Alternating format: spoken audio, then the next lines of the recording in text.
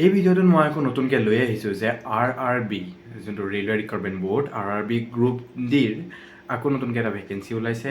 এই ভেকেঞ্চিটোত 22,195 হয় 22,195 ভেকেঞ্চি যে ওলাইছে। আৰু এইখিনি ভেকেঞ্চিত আপোনালোকৰ বেলেগ কোৱালিফিকেশ্যন একো নিবিচাৰে, 10 পাছ হ'লেই হ'ল বা ITI হ'লেই হ'ল, কথা নাই। আপোনালোকে ইয়াত গৈ পেলাই এপ্লাই কৰিব পাৰিব। এপ্লাই ফিজটো হ'ল 350ৰ পৰা 500 টকাৰ ভিতৰত হ'ব, 350ৰ পৰা 500 টকাৰ ভিতৰত ইয়াৰ এপ্লাই ফি। আৰু ইয়াৰ লাষ্ট ডেটটো হ'ল 2 মাৰ্চ। হয়, ইয়াৰ লাষ্ট ডেটটো 2 মাৰ্চ, 31 জানুৱাৰীৰ পৰা আৰম্ভ হৈছে, 2 মাৰ্চলৈকে চলি থাকিব। আৰু যিমান পাৰে, মইতো এইটোৱে কওঁ যে যিমান পাৰে সোনকালে, মানে বেছিও সোনকালে নহয়, ছাৰ্ভাৰটো ৱেবছাইটটো খোলাৰ লগে লগে এপ্লাই কৰিব নালাগে, দুদিনমান ৰৈ পেলাই আপোনালোকে ধৰক 3, 4 বা 6 ফেব্ৰুৱাৰী মানৰ পৰা এপ্লাই কৰিব পাৰিব। আৰু তাৰপিছৰ পৰা আপোনালোকে এপ্লাই কৰি দিয়ক, একদম লাষ্ট ডেটলৈ নথবই, মানে মাৰ্চলৈ নথবই, ফেব্ৰুৱাৰীতে এপ্লাই কৰি এইটো সোনকালে শেষ কৰক। আৰু ইয়াৰ এইবাৰ গ্ৰুপ ডি ওলাইছে 22,195টা পোষ্ট।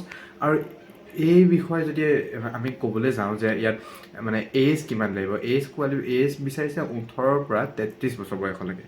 হয়, 18ৰ পৰা 33 বছৰ বয়সলৈকে এজ বিচাৰিছে।